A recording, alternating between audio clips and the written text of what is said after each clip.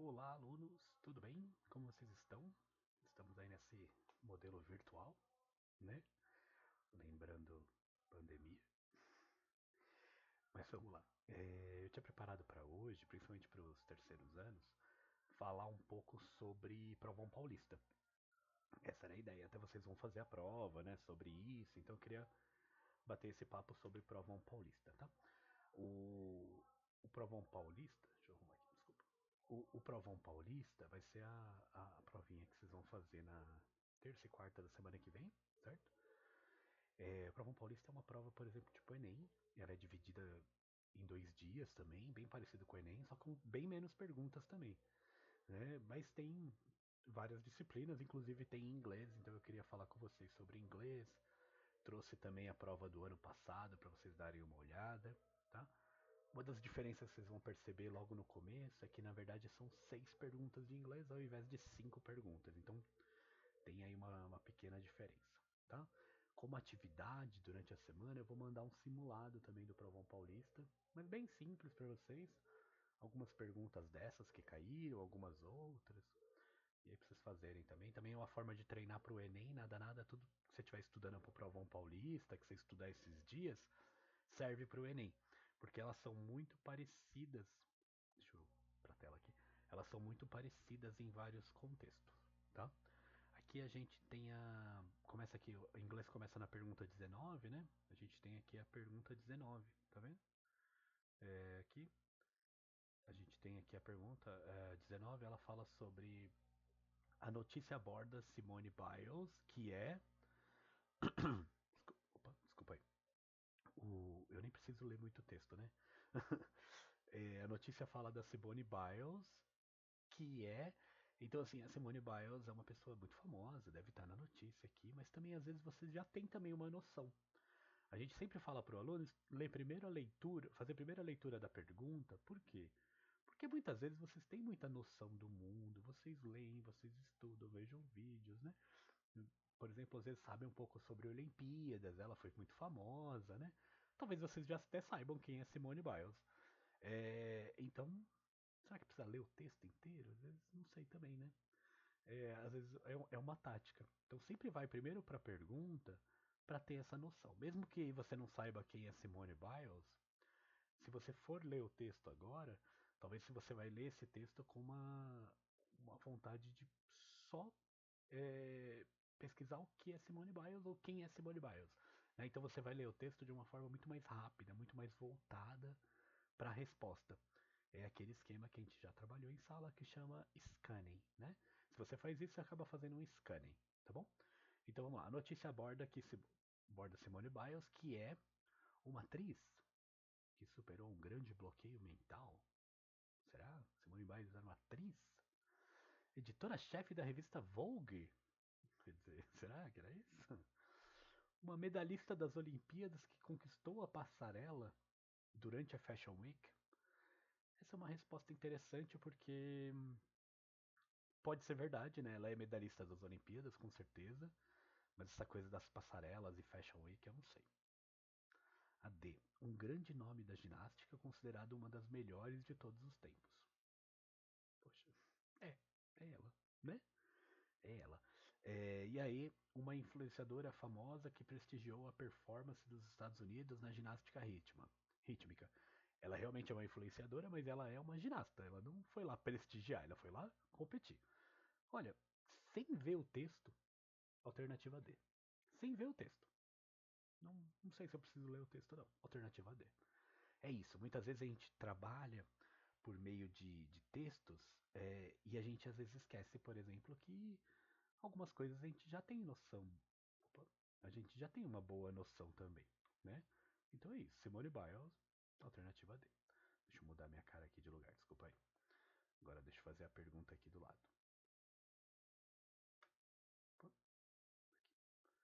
Uh, a questão 20, né? Saindo de Simone Biles para a questão 20, uma, uma questão complexa, né? Um tema pesado, né? E aí tem uma frase em cima que é assim: Which is worse? O que é pior, né?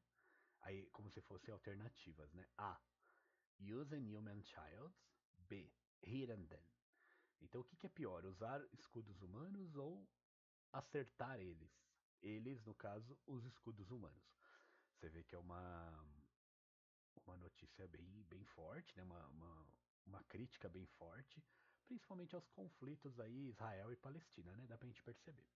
Apesar de ter sido a prova do ano passado, você vê que esse problema já existia, né? Já estava lá também.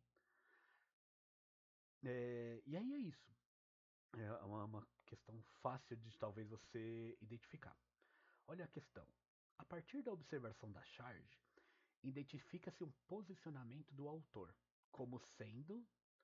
Quer dizer, a gente percebe pela charge que o autor tem um posicionamento. Na verdade, todo mundo tem um posicionamento, né? Não existe posicionamento neutro.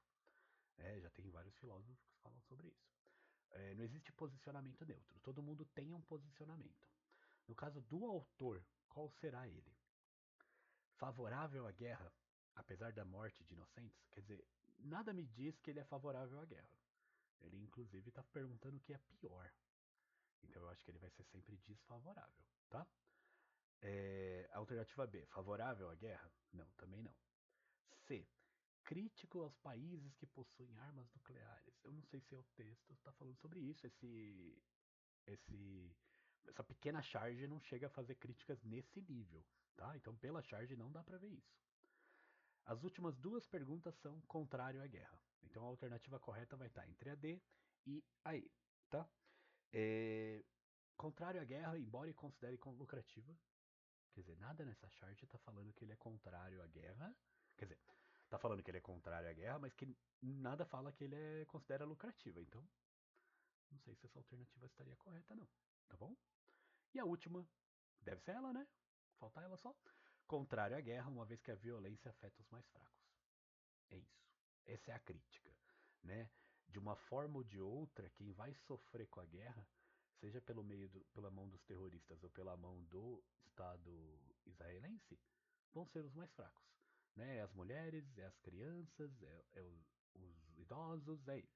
Então, eu percebo pela charge que ele faz uma crítica a isso, né? Então, alternativa E, perfeita, resposta muito boa, tá bom? Você viu que bem facinho aí, né? De fazer. Ah, eu tenho que mudar minha carinha de lugar de novo. Desculpa aí. Talvez eu possa até tirar ela aqui. Mas eu vou colocar ela pro lado por enquanto. Ó, alternativa. Oh, questão 21. Dogs Unlikely Friendship Delights the Internet. Então é um texto, né? A gente tem ali um texto sobre algo aí, a gente vai ler. Mas vamos ler a pergunta primeiro? De acordo com a notícia, o público online se encantou com. Então a gente está falando sobre algo que o público online gostou muito, que ele se encantou, né? Mas a gente tem que saber com quem ele se encantou. O que foi isso que deixou o público online encantado? Uma palavra boa para encantar pode ser a palavra que ele usa no título, delight. Delight dá essa ideia de encantamento, ok? Vamos ver as alternativas. As reações amigáveis do Chihuahua Larson. A amizade peculiar entre um Chihuahua e um carteiro. Os seguidores conquistados pelo Chihuahua Larson em seu blog. Será que é isso? O ritual diário de Dan Larson para receber suas cartas. As gravações de Franny Joy fez de seu cão Chihuahua. Então a gente tem várias opções aí, não tem como saber agora apenas pela leitura do texto, apenas por conhecer, a gente precisa de verdade ler o texto, tá? Sem a leitura do texto, talvez a gente não vai conseguir responder. Ó, a Chihuahua named Franny Joy ran to greet the postman Dan Larsman for the 500th time. É, é, nem sei falar isso em português. 500 vezes? Não sei. Tá tá em numeral ordinal, né? Primeiro, segundo, então tem a centésima, não lembro como que é, quinto a centésima vez, mas é isso que tá falando aí. O Chihuahua chamado Franny Joy correu para greet. Greet é o verbo de, também vem naquela palavra de greetings, né? Greet é o verbo de você é, concordar com alguém, mas também de você cumprimentar alguém, né? The Great Postman Dan Larsen. Pela 500 vezes. Em Hoffman States, Illinois. Provavelmente esse Hoffman States é o nome da cidade. Illinois é o estado. The duo amassed. O amassed é uma palavra mais difícil mesmo, e inclusive tem a tradução dela embaixo.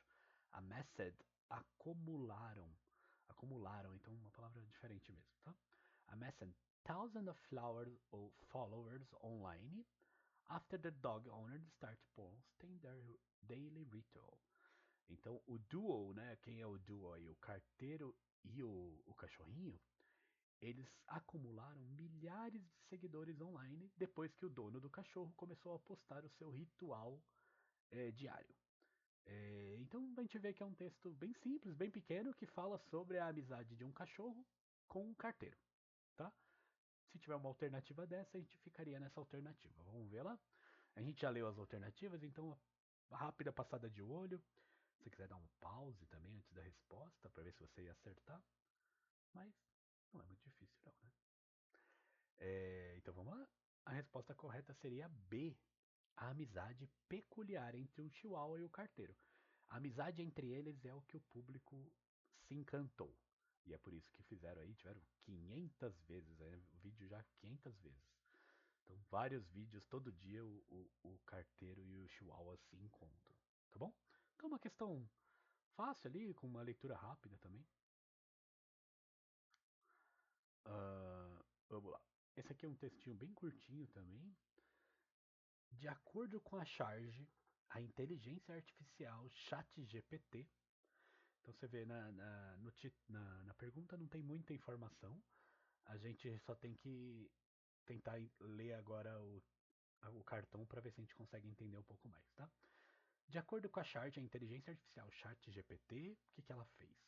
Vamos lá, a gente tem uma situação ali, vamos olhar a imagem, né? A gente tem uma situação tipicamente professor e aluno, né? A professora e o aluno. E tem uma. Não dá pra ver direito, a imagem tá bem ruim, mas tem uma provinha na mão deles e tem uma letra. Tem tipo um risquinho assim, tá vendo? Uma bolinha. Essa bolinha é onde os professores, principalmente nos Estados Unidos, colocam a nota. Eles fazem essa bolinha em vermelho, colocam a nota no meio. E ele tirou um F. O F seria mais ou menos o nosso considerado I, né? Ele tirou o I. E aí ele recebe, tá com aquela cara de bunda, porque ele tirou o I, né? Tá chato, né? Chateado. O F. E aí a professora fala assim: by the way, a propósito, by the way, ChatGPT misspelled your name. A propósito, o ChatGPT errou o seu nome. Ou seja, a professora deu F porque a produção dele, né, o trabalho dele foi todo feito pelo ChatGPT. Foi tão feito pelo ChatGPT que o ChatGPT errou o nome do aluno. Quer dizer, pelo amor de Deus, né? De acordo com a charge, a inteligência artificial ChatGPT, quer dizer, qual seria a melhor aí resposta? Essa questão é a questão 22, né? Questão 22. Qual seria a melhor resposta aí? Dá uma olhada nas alternativas.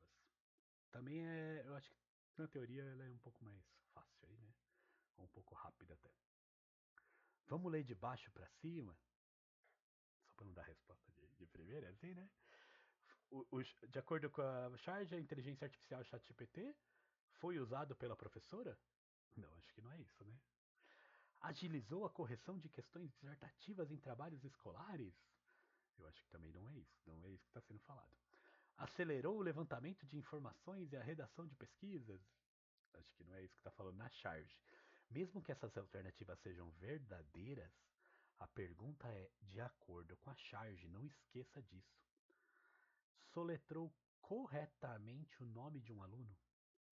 E aí assim, putz, ela é bem parecida, né? Ela usa a palavra misspelled, que é soletrar. Spell é soletrar, mas ela coloca misspelled. Misspelled é soletrar errado. Então, não é soletrar corretamente. E aí, a alternativa A teve o seu uso identificado pela professora ao corrigir o trabalho escolar. Quer dizer, vimos aí a resposta, tá bom?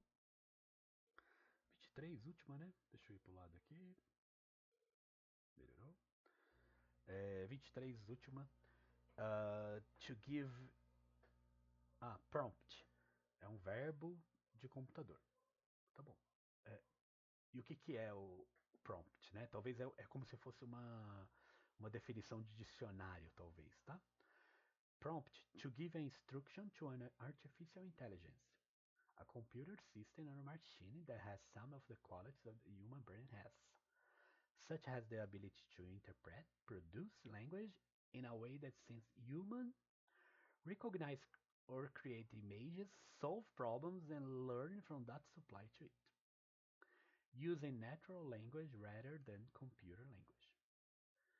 Então, assim, é como se ele estivesse num dicionário te explicando o que é a palavra prompt. Mas aí, de novo, talvez você já saiba o que é prompt. Né? O que é o prompt que a gente fala tanto? Prompt é quando você escreve, por exemplo, para o seu computador, para sua inteligência artificial, e você dá um comando para ela. Mas esse comando, às vezes, não é só assim, faça isso. É um comando mais elaborado, ó, faça isso conforme você vai fazendo, você pesquisa, né? Faça isso tal como se você fosse um professor, né? Eu sou um professor de inglês e preciso criar uma pergunta para os meus alunos. Então, o prompt é todo esse comando, toda essa instrução que você dá para a máquina. Será que sabendo tudo isso eu já não conseguiria responder? Né? Será que sabendo tudo isso eu já não conseguiria chegar na resposta certa? Vamos lá. Segundo o texto, o verbo prompt constitui uma ação restrita a profissionais da área de tecnologia? Não. Qualquer um que usa um chat GPT da vida tem que dar um prompt para o chat GPT. Resulta de códigos gerados por softwares? Não é um código, né?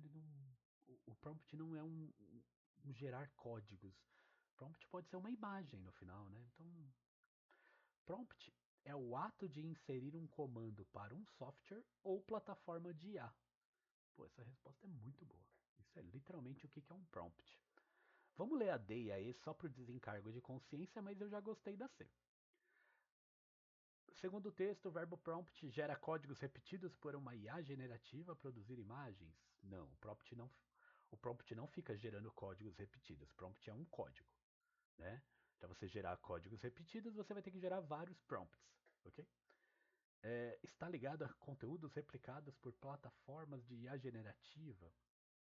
Acho que também não tem muito a ver, não. O prompt não é o que está ligado a conteúdos replicados, né? O conteúdo replicado é você ir lá e replicar o conteúdo, você vê um conteúdo, você manda esse conteúdo de volta para a plataforma, você lança de volta, né? Então, acho que não é essas respostas, não. Eu ficaria na alternativa C, tá bom? Você vê, voltar aqui. Você vê que, na verdade, esse tipo de prova ele é um bom treino para o Enem. Por quê? Porque ele traz textos, né? Você fazer a prova lá na terça-feira também vai ser um bom treino para o Enem. Inclusive, né, faça a prova com calma, leia primeiro a pergunta, leia as alternativas, aproveita que a pergunta e as alternativas estão em português. Então leia primeiro elas, depois você vai para o texto. Né? Isso talvez vai facilitar bastante a sua vida, tá bom? Depois também mais tarde, talvez apareça o outro dia, né? A gente tem aula na segunda, ou na semana que vem, no caso. Talvez apareça uma atividade que é tipo um simulado do Provão Paulista. Mas é uma boa tática para vocês fazerem também, e se acostumar com esse simulado aí, já fazer um pouco de atividades, tá bom? Então é isso, eu vou parar por aqui. Na verdade, o vídeo já tá meio longo aí, talvez eu me alonguei muito para responder, tá? Mas foi um vídeo mais pra gente mostrar para vocês a prova do terceiro ano, do ano passado, como é que foi. Também tirar um pouco dessa coisa que a prova é muito difícil, meu Deus, e não é nada disso. Vocês têm total condições de fazer. Eu tenho certeza que vocês vão bem também, então assim, fica em paz, tá? E aproveitar a semana que vem também para estudar para o Enem, que logo logo já tá chegando, né? A gente vai conversar novamente sobre isso, mas aproveitar essa semana para estudar sobre, tá bom? Vou parar por aqui. Valeu, galera. Até semana que vem a gente volta a se falar. Boa prova para vocês, caso a gente não se vê. E até mais. Valeu.